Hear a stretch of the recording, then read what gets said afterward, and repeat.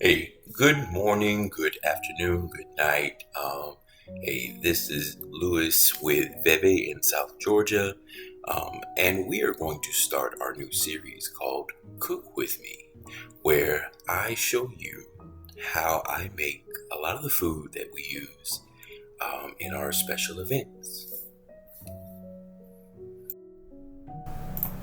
And while I'm doing that, I'm going to also try to offer some insight on how we do our work here in South Georgia and how that might help you to do some nonprofit work to help out your communities.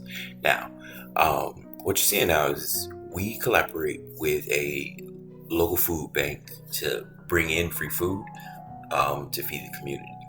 We're making a homemade marinara sauce.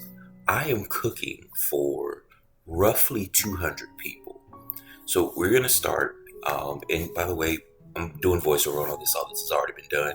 We're going to start by cleaning these peppers.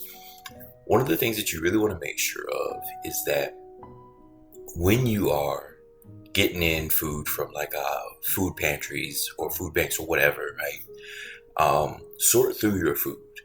A lot of times these foods come in from grocery stores or places like Walmart, Sam's Club, or whatever, um, that donate the food that would normally just be thrown out. So make sure to inspect the food, wash it off. Foods like these peppers that have those little grooves, those nooks and crannies, get in there, clean that stuff out. Um, a lot of nonprofit work, you got to have a lot of care and a lot of love when you do it. And a part of that is making sure that the ingredients that you're using to serve the people that you're supposed to be caring for, you got to make sure those ingredients are fresh enough to serve and that they're also clean. Fruits and veggies free of bugs and things like that. Just inspect your food really well. I like to use nice warm water. Um, kind of just enjoy the process here because like the more that you skip through everything, the less clean everything's gonna be. Also, on while we're here, you know how to clean vegetables. You should. A little bit of history on our organization. I used to manage an office for an organization called New Georgia Project over in Valdosta. They'd opened up the Valdosta office. I'm native to Valdosta. We'd had the office for 3 years. Some drama went on with the board, and the office got closed down because of mismanagement of funds from the board. But a few people from my crew, we decided we wanted to get back and open everything back up. So now we're here doing these things, right? So here we're setting these peppers aside to season them first, a little salt, little pepper, just basic seasonings. These are about to go in the oven at 350 degrees. I want to get a little bit of a browning on some parts of them, just soften them on up as you see here. Nothing too much. This is just to make the peppers a little bit more malleable when they're going into the sauce later. Um, the next thing we're going to do is we're going to cut the tops off of them. Remember earlier I was saying, you really want to inspect the food as you're cleaning it. This is a really good chance to make sure that the inside of the peppers are good. Again, no bugs, nothing rotten in there. You want everything to look good with your fruit and your veggies. And here you can see the inside of those are clean. So we're gonna move through all these peppers. Same thing over and over. Making sure everything's clean, clearing them out.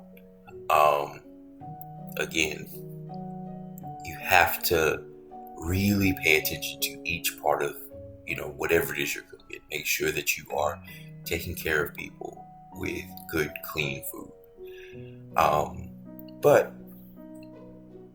back to how all this started up. So I moved away, after the office shut down, just try to get some stuff in my life together. But with how everything's developing now. I'd had I'd made a new friend as I moved away, and we'd sat down and talked about politics a lot. And she kept telling me, "You need to get back into the work. You need to get back into that work." Um, and I agreed with her. So as much as I didn't really want to, I'd come back to Valdosta after learning a whole bunch of stuff about starting a nonprofit, got everything started up, and here we are now, preparing food for our second big event since I've been back. When it comes to cutting up fruits and veggies, um, pay close attention to where your fingers are, the positioning. There's also a sort of rhythm that you get when it comes to like cutting this stuff up. It's really just that you see like that rocking back and forth there. Start slow. As you learn your knife, as you learn how to put the weight on the knife, and you get your rhythm, you'll start to speed up. But the primary thing here is safety. But that's what you're seeing there. Like I've done a lot of knife work. I cook a lot. So fast forward there, you see we've got all those peppers cut up. Also, another thing that you're going to see is that as I get some of these vegetables cut up and prepared, I'm going to season them before adding them to the sauce. The reason for this is that when I start to cook for large groups of people, it can be really hard to make sure that you're keeping track of your seasonings. So one of the things that helps me is I season along the way. I season in smaller, in like the little intervals there to help me keep track of that. Next, we got to get into the onions. You're going to notice this knife is dull. One of the best ways to hurt yourself is with a dull knife. Keep sharp knives. A sharp knife going through whatever it is you're cutting is going to make things so much easier for you when it comes time to cook, but it's also going to make sure that you're not having to work harder than what you should be. But yeah, to cut these onions, you cut the top, cut the bottom, make a line down the middle. You don't need to go too deep on this because you're just peeling that top layer off. Again, inspecting and making sure that those onions are in good condition. Now these onions are fresh. You're seeing a mix of foods that were donated, and new knife by the way, but you're seeing a mix of foods that were donated, and then we were able to get a donation from Walmart of funds, a small funding donation for Walmart. And so I was able to go buy some fresh ingredients, but still check your foods. Always check your foods, no matter what you're cooking for. But again, you see tops, bottom, shallow cut on the onion. Take that top layer off, and that's going to make that a lot easier for you. If you have to deal with a large amount of onions, they might start to irritate your eyes. One of the tricks that you can use to get past that is find a freezer, open the freezer and stick your face in the freezer for just a second. Like open your eyes. There's something about that cold air that helps to take that irritation down out of your eyes. I learned that a while ago. I used to be a line cook at Sonny's a while ago. I don't want to say a long time ago, but it's been about 10 years. But you see here, new knife going straight through that onion, same thing over and over. You kind of just get into the pattern over and over on these veggies. So you just make sure that you kind of fall into this like mechanical way of doing it, and you just do it right each time. I used to grow up watching my grandmother, my mom cook, and you see like these people, the gathering of women in the kitchen, like especially like if my grandma or mom would cook together. Had a babysitter we used to call our grandma, because she was just always there for us. But like, even when she would get in the kitchen with somebody, they'd be having these full on conversations. No one, they never had to watch what they were doing because they had done these things so much, right? So again, going back to the point of learn to do it right, like have good mechanics, and you will be able to just cut through as many onions, peppers, whatever, and you'll never even think about it. And you kind of need that muscle memory when you're cooking for a large number of people. Again, I'm cooking for roughly 200 people here. Now, you'll notice something with this knife. This knife is too small for what I'm doing here. I was talking earlier about having that rocking motion, and you get that motion better when you have a bigger knife. But again, you see, like, I'm not necessarily moving my knife, I'm moving the onion through each chop, right? This allows me to maintain better control over where I'm cutting, so I'm not just cutting all over the place, helping me keep my fingers a little bit safer. This is really vital when it comes to when I'm just general cooking. But again, when you start to cook for large amounts of people, don't underestimate like how tiring that can be. But each of the onions, as you see, they're cut up like this, and then again, you see me season in sections, helping me to control the flavor of everything that I cook. Once everything has been seasoned, here it's coming in the pot. We're using a little bit of olive oil. I just dash some olive oil along the top here, just enough to create a little moisture in the pan. What you're trying to do is you're going to saute these onions in that olive oil. Put a little seasoning in there, but you're doing it until you get a light brown on some of that bottom of the onion. You see there as I've turned it. And then you're going to also notice as things get closer to being done here, really the first indicator is you're going to see that the onions become a little bit more translucent. You're going to be able to see through them a little bit more, right? And then you're going to start getting that browning there. That's done, right? You can take those off of the fire, take those off the heat. Next, we got to deal with these tomatoes. We got a lot of tomatoes, y'all. There's 3 boxes of these, right? And with that being said, we again have to look, and I want to make sure that every tomato that I'm going to use looks good. So you saw that one, that I didn't like how that one looked. I took it away. The tomatoes that made the cut, they are now getting washed. Each of those tomatoes, we're going to inspect them by hand to make sure that they are good to go.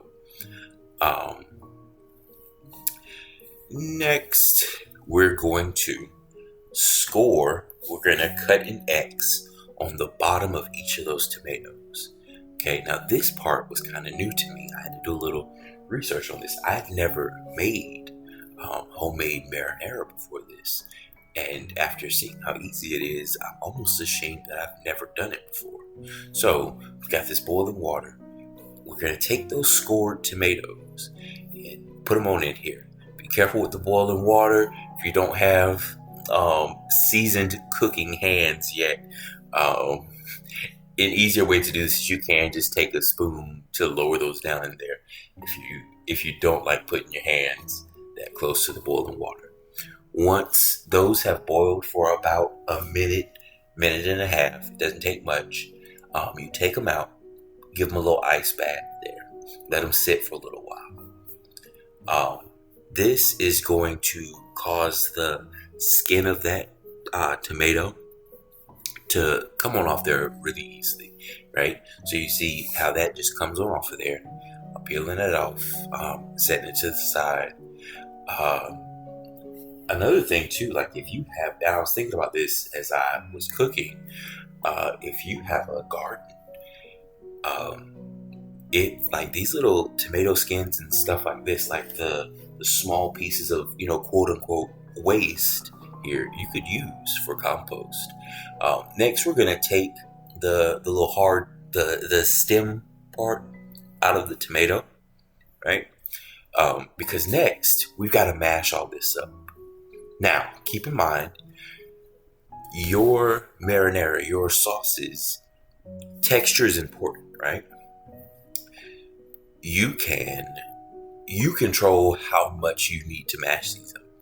I think for a good homemade marinara sauce, what I imagine is that it should be mostly crushed up, right? But I think having those little imperfections in there, like you're going to notice going to, I'm not going through this with a fine tooth comb, right? Um, I think the irregularities in some of the like chunks of tomato actually give it a little bit more character. Um, and I think that one thing that you really have to pay attention to when you're cooking for someone, think about eating as an experience. So as I'm, doing every bit of this, crushing up these tomatoes, I'm thinking about texture. I'm thinking about even, like you'll see a little bit later, the way that the color of this sauce is going to change as we cook it. And I'm going to give you some notes on that a little bit later, how it pertains to this, about the texture, about the experience of eating the food. But again, we're here mashing it up, making sure that, again, it's pretty well mashed, but, you do have chunks of tomato. You can definitely tell this is not a store-bought sauce.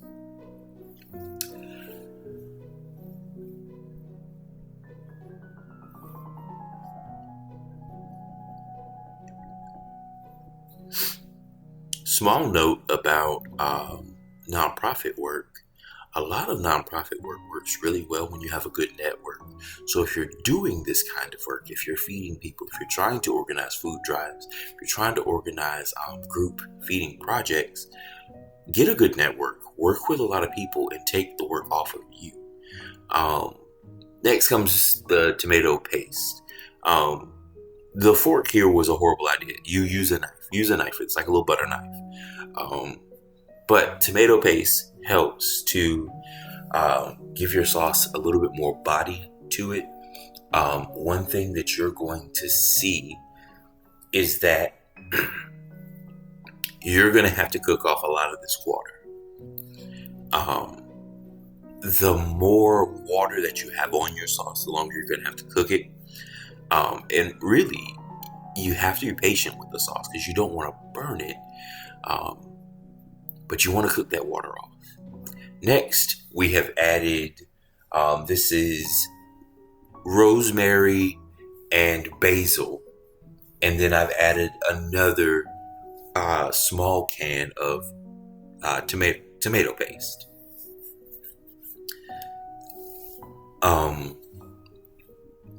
I love cooking with rosemary. It's very aromatic. As soon as you start cooking with that, you're gonna really smell it. The garlic comes next. Funny story, I bought fresh garlic, and then this took so long that I ultimately decided on this batch of the marinara that I would just use the minced garlic there, because I just didn't have time. Next, we're going to take some of those onions from earlier, those sauteed onions. Going to go on the top here.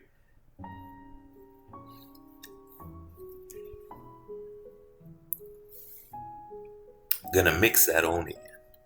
I was kind of holding off on my peppers because I wanted to see how this looked. I needed a good idea for about how many I wanted to add, and I wanted to really also get a feel for the texture of the peppers. As I said, this is my first time making marinara, so I I was kind of skittish about when I was going to add certain things. Um, Little trick: if you want to bring anything to a boil faster, cover the pot. It helps trap the heat, brings everything to a boil a little bit faster. Um, Now we have those peppers coming in over the top.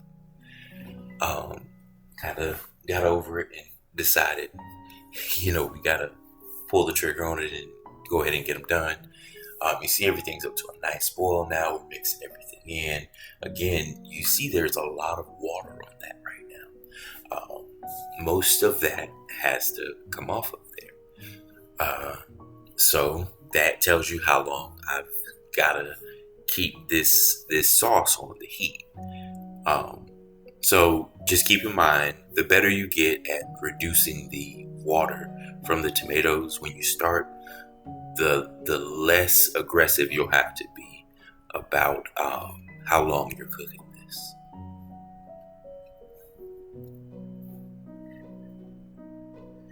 And there we go. That is the finished product there.